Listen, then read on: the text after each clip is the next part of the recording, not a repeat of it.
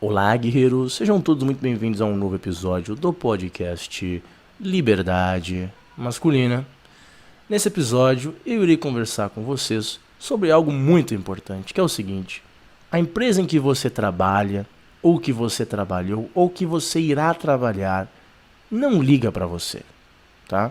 Está com dor de cabeça, você está tendo problemas no seu relacionamento, você está doente ou algo do tipo, tudo bem, tá?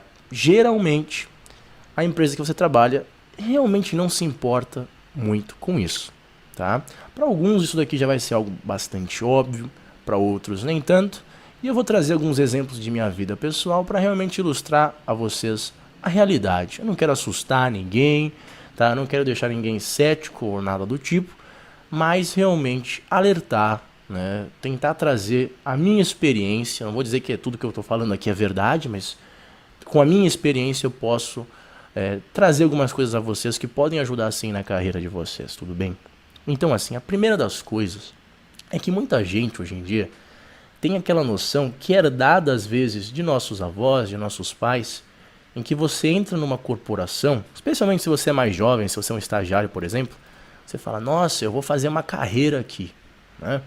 Então, você entra lá numa multinacional como estagiário e você irá sair como um vice-presidente milionário, bem reconhecido, você conhece todo mundo, todos te respeitam e todo o resto. Eu não vou falar que isso não existe mais, tá? Certamente isso ainda existe. Especialmente, né, em empresas de capital fechado, eu diria, né? Quando eu digo capital fechado, é assim, vamos simplificar. Uma empresa, ela pode ser assim, os donos dela podem ser pessoas como uma família, um grupo ou algo do tipo, ou pode ser uma de capital aberto, como aquelas que são assim colocadas, negociadas na bolsa de valores, com vários e vários acionistas e fundos de pensão, né, e fundos de investimento e todo o resto, né? Existem essas duas divisões. E hoje em dia, comparado ao nosso passado, nós temos muitas empresas que são bem grandes, de capital aberto, né, em que tem vários acionistas, muitas das vezes são estrangeiros, né? E o que isso faz é que isso, de uma forma ou de outra, muda a cultura da empresa, né? E em 2019 nós temos uma cultura nas corporações que é extremamente diferente dos anos 60, dos anos 70, até dos anos 80, tá? Então o que acontece? Quando você é uma empresa de capital aberto, uma coisa acaba acontecendo, que é o quê?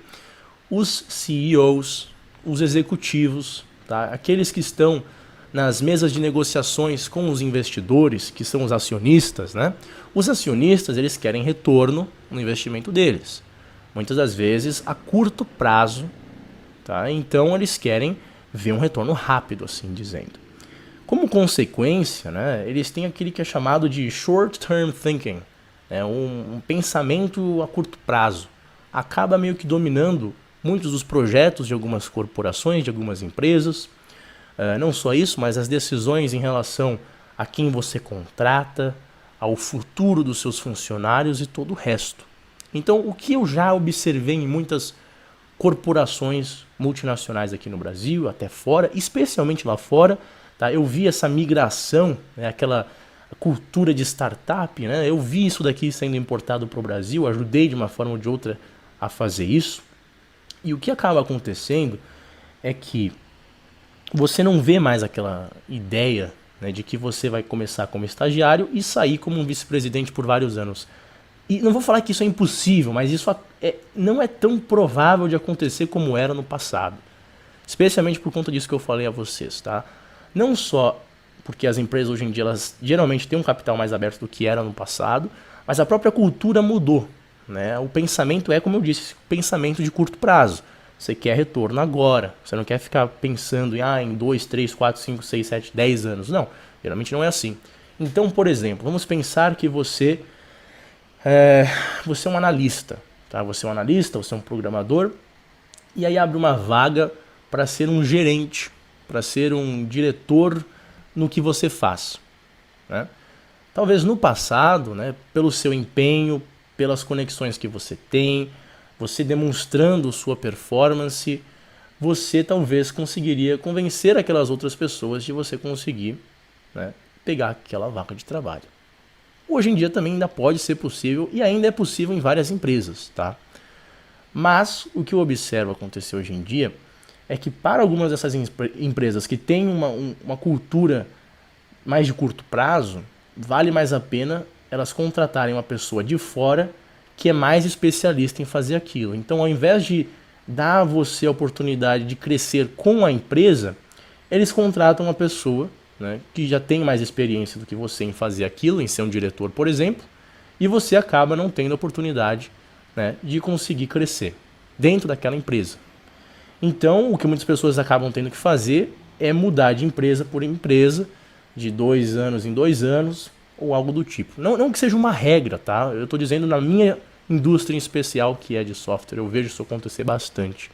As pessoas não têm essa mentalidade de ficar 10 anos numa empresa. É realmente muito raro, tá? Realmente muito raro.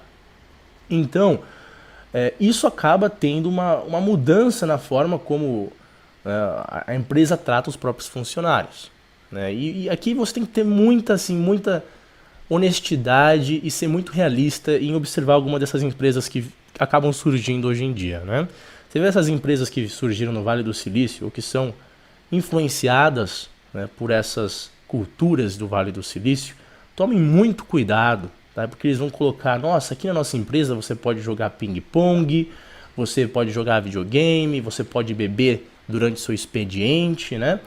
E aí você pode pensar, nossa, é como se fosse um parque de diversões, eles realmente ligam para os funcionários, eles estão fazendo isso porque eles ligam para o nosso bem-estar, eles gostam de nós, mas não é bem assim. Tá? Isso aqui demora muito para algumas pessoas entenderem. Eu vou dizer aqui para vocês e ser bem honesto, especialmente se você é um programador, né, você gosta de empreender e tudo o resto, saibam disso. Ó, por exemplo, tem um negócio chamado curva de Bauman, se não me engano, que foi um daqueles fundadores da Microsoft, em que eles descobriram assim a quantidade exata de cervejas que você precisa dar para um programador para ele ser o mais eficiente possível, né? E você fala, mas isso aí é tudo brincadeira. Não, cara, era real o negócio. Em algumas empresas que eu já auxiliei, que eu já trabalhei, eles não davam cervejas porque é bonitinho fazer isso pelos funcionários, porque eles gostam dos funcionários. Não, porque em alguns casos tinha realmente uma melhora na performance. Entende? Era por isso que eles davam.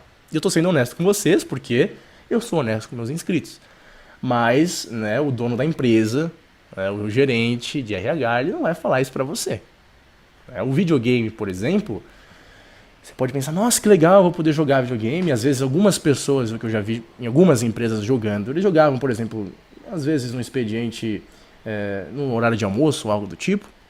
Mas isso que era realmente interessante, né? Conversando com gerentes, às vezes eu mesmo já sendo gerente, você usava o videogame como uma forma assim de selecionar aquelas pessoas que estavam para realmente trabalhar ou aquelas pessoas que estavam lá porque tinham que estar e na verdade gostam de ter uma vida um pouco mais relaxada e não levam tanto a sério as coisas, não só o videogame como várias outras coisas ao redor da empresa, né? Vários outros benefícios, assim dizendo. O ping-pong também não é simplesmente, o ping-pong é porque é legalzinho e nós precisamos aqui de como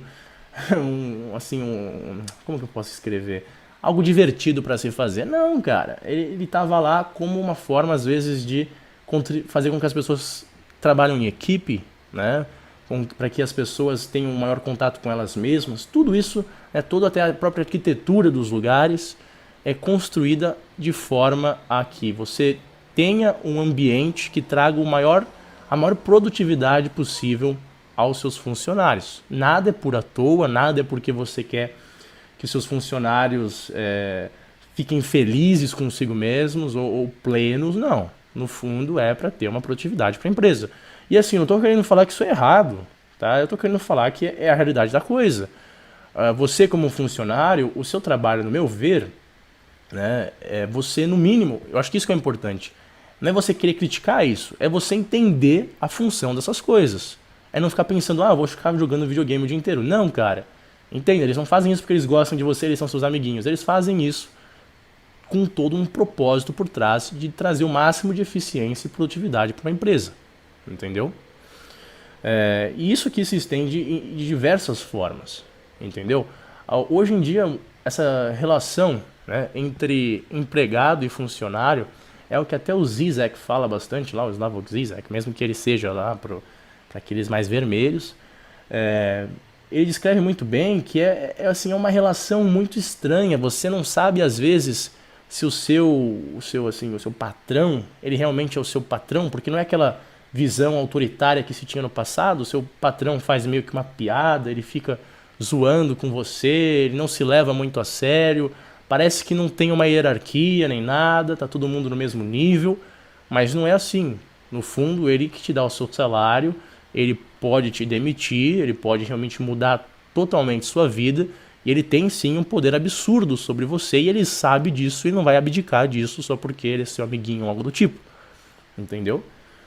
Então, é seu dever se relembrar disso, mesmo que hoje em dia a coisa realmente se torne difícil. Entende? E aí tem coisas bem similares. Você vê hoje em dia que tudo é muito bonitinho, especialmente, até um cara que é um motorista de Uber, cara. Você que é um motorista de Uber, você que trabalha para algum desses aplicativos, tem todo assim uma retórica muito bela, né? Nós ligamos para os nossos funcionários. Um dia eu tava conversando com um motorista de Uber, eu perguntei, como que é ser um motorista, cara? Ele falou, não, na verdade, cara, eu não sou um motorista, tá? Eu sou um consultor da Uber. Eu falei, o quê? Cara, não é motorista, né? Eu sou um contratador, um negócio assim, eu sou um freelance pela Uber, mas no fundo é como se eu fosse um consultor pela Uber. Eu fiquei, beleza, cara. Eu falei, por que exatamente isso? Porque eu não tenho CLT, eu posso fazer tudo que eu quero na hora que eu quero, eu tenho a flexibilidade de tempo e tal, e tal, e tal, mas no fundo ele ainda tem que trabalhar, né? E às vezes algum desses motoristas trabalham 12 horas por dia, uma carga de trabalho bem considerável, né? E que não é nada fácil, na verdade. Então, assim, é importante você ver a realidade da coisa. Numa empresa, por exemplo, que não seja um motorista de Uber, mas uma empresa assim, que você trabalha já há algum tempo, que você pode pensar, nossa, todo mundo gosta de mim, né? Como se fosse uma família. Esse é o termo que é o mais perigoso. Tem muita gente que acha que, né, o ambiente de trabalho é como se fosse uma família. Eu tenho medo quando eu escuto isso, sabe? Eu prefiro ser honesto, cara. As pessoas com que eu trabalho, eu prefiro ser honesto. Falar assim, olha, vamos fazer isso daqui, vamos fazer nossos projetos, né? E acabou. Esse negócio de família e todo o resto é mentira muitas das vezes. Não é família, cara. Você tá lá trabalhando com uma equipe para terminar um projeto, né? Vocês podem ser assim um time, mas uma família é uma coisa totalmente diferente. Aí o cara fala, eu tenho minha família aqui, eles jamais vão me demitir, né? Eles não vão me trair pelas costas, nada disso. Errado, entendeu? O momento que uma empresa começa a perceber que você não tem mais uma função, que você não traz mais produtividade a ela, ou que ela pode contratar uma pessoa pelo um valor menor que você, né, que seja melhor para a empresa te deixar ir embora, né, ela vai fazer isso, porque faz sentido. Então, não se iludam nesse tipo de cultura que existe hoje em dia, de que somos todos uma família. Parece meio que um culto que eu vejo em algumas empresas, né? Tanto que eu já conversei com alguns fundadores e eles sabem disso. A gente fala, só que vocês não sabem porque vocês estão do outro lado. É como se fosse, eu já escutei um cara assim, toda empresa tem que ter uma própria ideologia, tem que ter um próprio culto. Eu, né, como uma pessoa que sigo a verdade, eu sempre fico com o cabelo assim meio que espantado. Eu falo, meu Deus do céu, né? Mas o pior é que é verdade. É verdade, cara, é verdade. Tem algumas empresas, eu não vou mencionar o nome, que fazem assim, como se falta ter um rito de passagem, meu amigo. O negócio é assim, né? E tem aquelas aventuras que eles fazem, por exemplo, em um sítio, que alugam um hotel e tal. Cara, tem umas coisas lá que você fala assim, meu Deus do céu, parece aquelas... Como é o nome daquele cara que tinha uma seita? É quase aquilo, cara, sem brincadeira. Tem algumas que chegam a esse extremo, entendeu? Tem até aquela outra, hoje em dia não é mais tão popular, mas era bastante alguns anos atrás, que ficavam vendendo produtos cosméticos, esqueci, Ignode, não lembro, uma coisa assim, que falavam que era bem assim, né? Você via as apresentações das pessoas, eram bem intensas, tinham uma emoção absurda, as pessoas ficavam gritando, né? E a pessoa acaba desenvolvendo aquele senso de familiaridade, de pensar que você está no seu lar e que as pessoas gostam de você e que jamais fariam mal contigo, Não se iludam. Não se iludam. Essa é a cultura corporativa pós-moderna do século XXI e você não pode se deixar levar por isso, cara. Porque isso não é baseado na verdade. Na verdade mesmo, é uma relação de trabalho no fundo, no fim das contas. E se você não tiver mais uma função lá, eles vão te deixar ir embora, eles vão te demitir, entendeu? E assim, isso é ainda mais perigoso na forma de você lidar com isso, né? De lidar com o próprio trabalho, porque você acaba desenvolvendo essa familiaridade, né? Você desenvolve algumas emoções em relação àquela empresa, muitas das vezes não só de subserviência, mas de dependência emocional. Eu já vi isso acontecer, especialmente com algumas mulheres que eu conheci. Elas ficavam assim dependentes emocionais da cultura corporativa da empresa em que elas trabalhavam, elas pertenciam àquilo, né? Mas alguns homens também. E aí o que acontecia, né? Na hora que eles eram demitidos, ou que havia algum tipo de briga ou cisão no grupo que eles estavam, né? Porque a pessoa, ela depende da empresa para ter atividades, por exemplo, de sair de casa, né? Porque a pessoa só sai em atividades, né? Por exemplo, num bar com colegas de trabalho, vai fazer alguma coisa, faz com colegas de trabalho. E aí se acontece uma coisa ruim, né, na carreira daquela pessoa, ela perde muitos contatos, ela perde muitas atividades que ela tem e fica realmente deprimida, porque ela dependia, né, daquela corporação para, de uma forma ou de outra, ser feliz, entre parênteses. Não só isso, como algumas pessoas, isso aqui especialmente em startups que eu já vi, elas acabam assim trabalhando muito mais, mas muito mais mesmo do que naquela corporação antiga, né? Até uma fábrica que você pensa, né? O cara vai, bate o cartão aqui, chega às 8 da manhã e vai embora às 5 da tarde, né? Você pode pensar, nossa, que coisa horrorosa, porque eu sou um motorista de Uber, e motorista de Uber você pode ter o seu próprio, né, a sua própria carga de trabalho, você pode parar para ir no McDonald's a hora que você quiser e todo o resto, mas vocês não se esqueçam, né? Que tem cara que trabalha em Uber que trabalha às vezes 12 horas por dia. Você pode não bater o cartão que chama, você pode não fazer isso, mas você trabalha até mais às vezes. E aí tem pessoas, especialmente nessas startups, né, em empresas que têm essa nova cultura corporativa pós-moderna do século XXI, que a pessoa trabalha muito, muito, muito mais mesmo, porque a pessoa ela desenvolve um laço de familiaridade e fala assim, eu tenho que ajudar, né, o meu irmão, eu tenho que ajudar a minha prima lá que trabalha comigo, né? Você tem realmente um laço emocional com aquela pessoa. E aí você está trabalhando às vezes às 2 da manhã, né, de um sábado, porque um colega de trabalho precisa que você faça isso, um favor para ele e tal, e tal, e tal.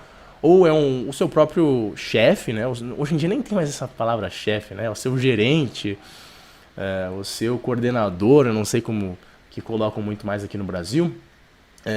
E aí o que acontece? Eu preciso disso para segunda-feira. Aí você fala, meu Deus, eu tenho que fazer isso porque, né, eu vou perder o meu final de semana porque é a minha mãe, é o meu pai, eu preciso ajudar, ela é uma pessoa tão legal comigo, a gente bebeu junto, a gente deu risada junto, não posso deixar ela para trás, né? Só que não se esqueçam, né, que às vezes você pode estar trabalhando muito, mas muito mesmo, tá? Eu conheço um caso de um amigo, tá, que assim, eu não me submeto a esse tipo de coisa, mesmo que eu trabalhe bastante, não mais, graças a Deus, já fiz besteiras do tipo, mas eu conheço um amigo, ele era programador, eu já falei aqui pra vocês, um programador até que decente, não era assim muito bom, mas assim, ele se adentrou nesse tipo de mentalidade, né? Ele tinha a família lá dos programadores que saíam pra beber juntos, iam em convenção de anime juntos, faziam tudo juntos, né?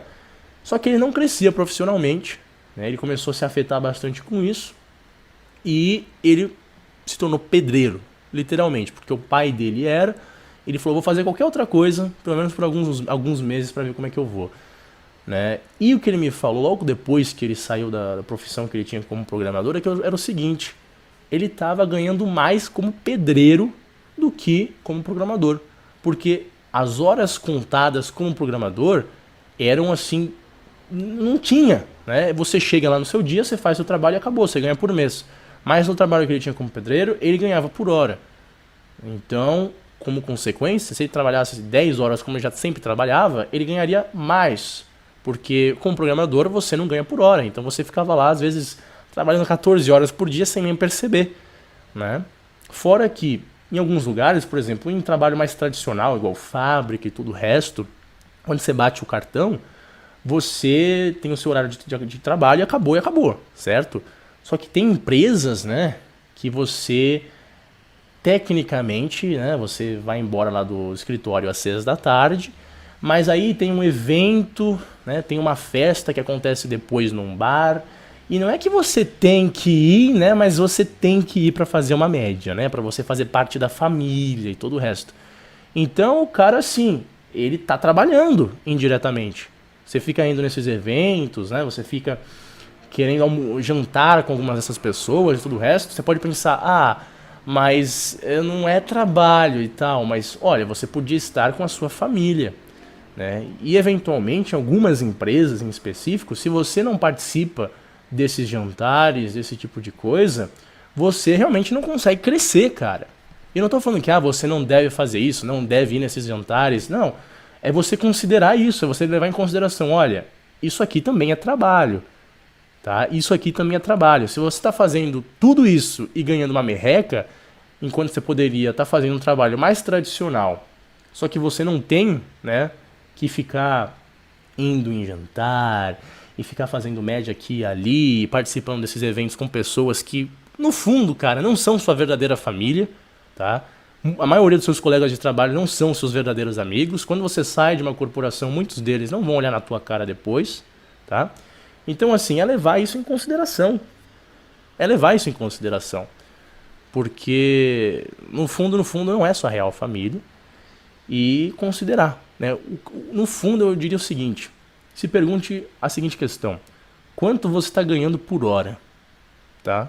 Quanto você está ganhando por hora? Bastante tempo atrás eu estava trabalhando numa empresa e eu ganhava por mês, né? Não era uma quantia muito decente, e eu fiz essa pergunta. E eu estava trabalhando uma quantidade de tempo absurda, né? Era realmente uma coisa que era até de final de semana, tudo o resto. E aí eu fiz essa conta. Eu falei, eu vou pegar o meu relógio e determinar quantas horas eu trabalho por dia, né? Calculei isso por 3 semanas e eu percebi que eu ganhava menos do que eu ganhava quando eu estava na faculdade limpando bidês. Só pra você ter noção, cara. Quando eu estava limpando bidês era num lugar que até que pagava bem e todo o resto, né? Mas enfim, cara, isso lhe diz um tanto em relação a alguns trabalhos que você faz. Tem cara que o cara tá vestido com terno e gravata, ele pensa que tá numa mega corporação que liga muito pra ele, mas no fundo, cara, no fundo, é a mesma relação de poder que aquela mesma empresa tem com, né, um faxineiro. Óbvio que você vai ter um pouco mais de status naquela empresa, às vezes muito mais status, às vezes você ganha mais, mas no fundo você pode ser demitido algum dia. Né? Óbvio que no Brasil tem bastante legislação, especialmente se for CLT, né, em relação à justa causa e todo o resto. Eu já trabalhei em outros países, o negócio não era bem assim, especialmente nos Estados Unidos. Eu já vi coisas que eram assim. É até melhor, cara. Eu acho que é até melhor, porque o negócio fica mais honesto. Entendeu? Fica bem mais honesto e assim, a hora que o cara percebe que não tem mais valor, tchau. Entendeu? Tchau. Aqui no Brasil começa a fazer de uma forma mais indireta, começa a ter um tratamento que é um pouco pior. E eu acho que o trauma psicológico, até mesmo pro cara que é demitido, às vezes é pior. O cara começa a se sentir menos, né, sem menos perceber por que aquilo tudo está acontecendo. Porque tem gente que aqui no Brasil, né, deveria ser demitida, a empresa realmente deveria demitir, mas pensa, né, em relação às leis trabalhistas e todo o resto, e o cara fica, não sei se eu faço, vamos colocar ele um pouco de lado, tal, vamos ver se ele não sai sozinho e tal. E eu acho que isso é um pouco pior, para falar a verdade.